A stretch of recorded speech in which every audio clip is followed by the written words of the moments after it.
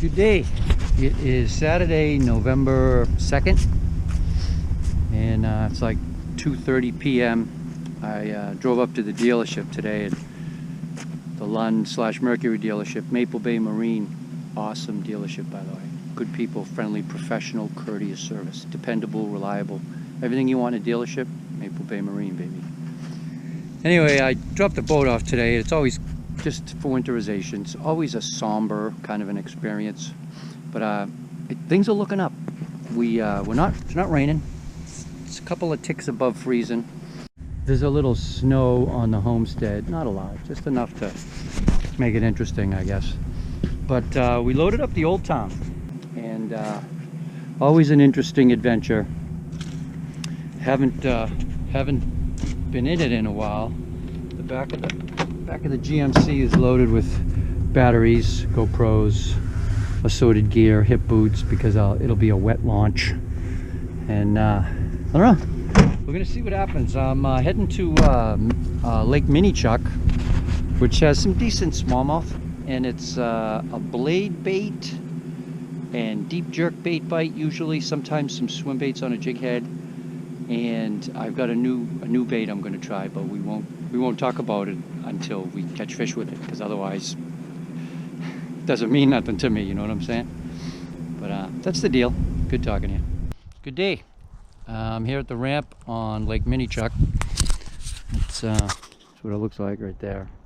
It's looking good. And this is what the Old Town Predator rig looks like, ready to splash.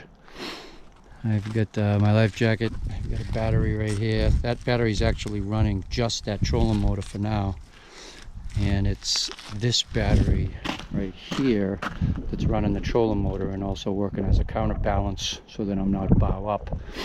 When this battery becomes unserviceable, we just switch the trolling motor wires right to this battery, and then we're good to go. So I always have a backup to get home. This little skeg on the back of the trolling motor is very helpful. The old Humminbird 363 is coming up on 12 years old, still making it happen. Yeah, let's see, it says 38 degrees. Yeah, 38 degrees right now, a little nippy. Get the GoPro in ready. 10-pound anchor, some gear, GoPro. I got some gloves and a hat in that bag. Got my net, and then the rigs. Right here, I'm going to be trying that little swim bait right there. I think that might be good. Vibrating jig, jerk bait. I know that's a surprise. More jerk baits. Not vibrating jig, I'm sorry. Lipless bait, rattle bait. And some jerk baits. And then a very small little fluke in case we have to get super finesse. I don't know what it's going to be. I have no idea what the water temperature is yet. I'm going to splash it and we'll see. Good talking to you.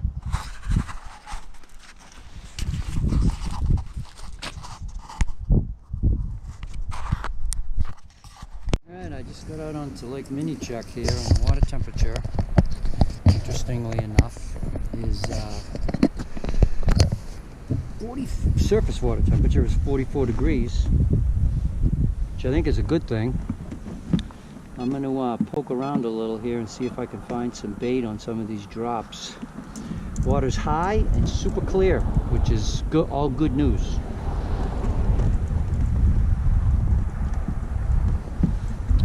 Need some cheap sunglasses though. There's just a little bit of glare, just enough. It's kind of fun being out in the old town. The few times I was out in it this year, we were on paddle only lakes.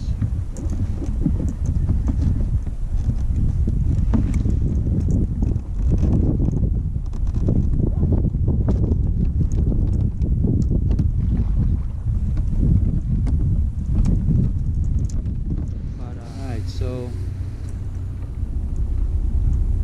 let's see what we got here. Got icebergs floating in the lake. That's kind of crazy. I'm gonna try some bottom bounce and stuff to start. I don't think the fish are gonna be shallow by any stretch of the imagination. Water's too cold. Maybe if there was some sun, but that doesn't look like it's gonna happen. There's a fish right there, 20 feet. All right, more to follow. Hooked up.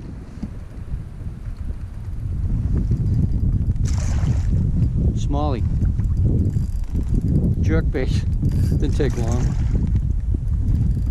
They're pretty active. It was shallow, 10 feet. Wow, this is going to be good. If this is the deal, this is going to be good.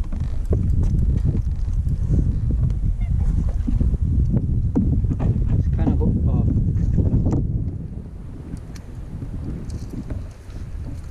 Not a monster, but cooperative fish that came out of like 8-10 feet. 4 casts. I don't know, could be good.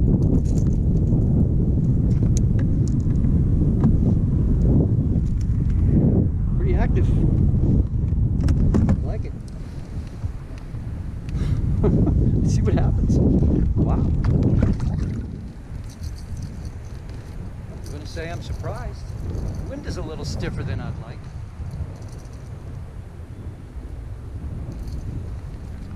Cool.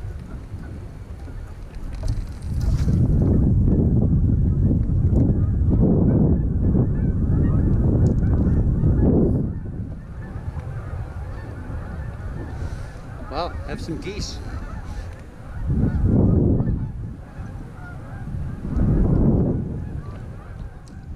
I fished a couple, fished a mid-lake flat that was like 12 feet. And the water around it was like 25. Got one small fish on a jerkbait, small bass, smallmouth. Water temperature's hanging tough at 44, surface water temperature. We're getting a little snow, so the air temperature must be, you know, close to freezing. I'm gonna move up the lake a bit and try a couple of drop-offs. There's a couple of cuts up here.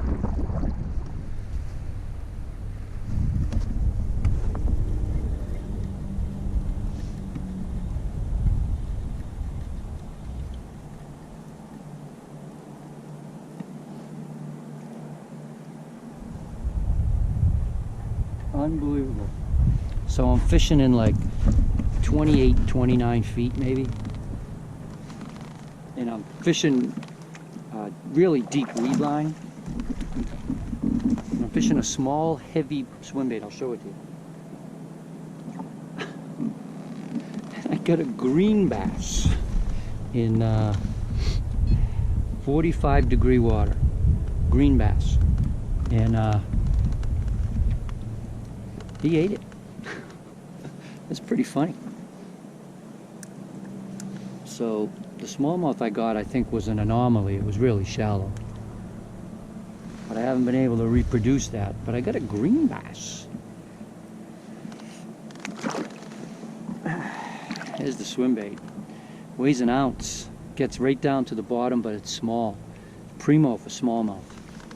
I started using it for brown trout early season with limited success, but I kind of think it's going to have a decent application for deep smallies and walleye and green bass. We'll see.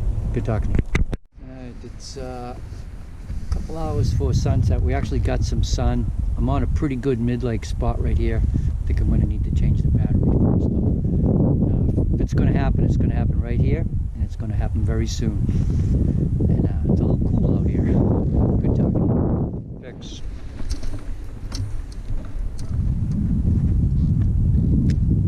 I'm sitting in 15 feet and I'm casting into like 25 or 30.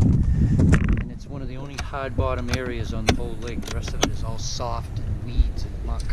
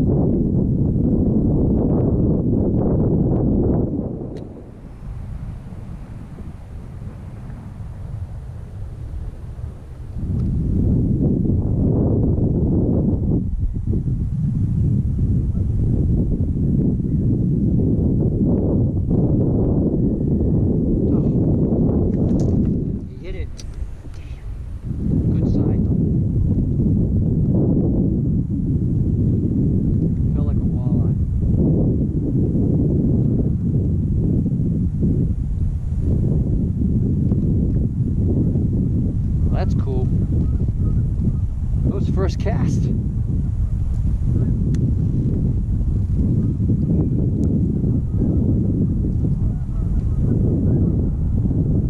hit it right in front of where the weeds stop. Right where he's supposed to be. Long before I had the Pro-V Bass, I fished out of the old town for 10 years. And I learned about 25 lakes around here. Put a lot of hours and time in on these lakes from the day the ice went out until pretty much the day the ice went back on, because certainly don't have to winterize the canoe. But the interesting aspect of all of that is this was my mapping. This was mapping. This is how I caught fish. When I look at what's happening in the Lund right now with the Generation 3 Humminbird Helix 10, yeah, that was a fish. Let's look. Oh, look at that.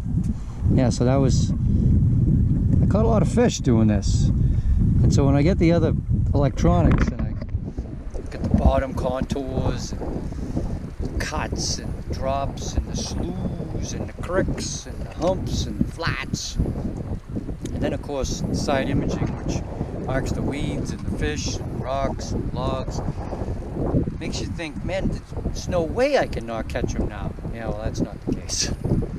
But I thought it was interesting. This is my down imaging now in the old town. That's down imaging.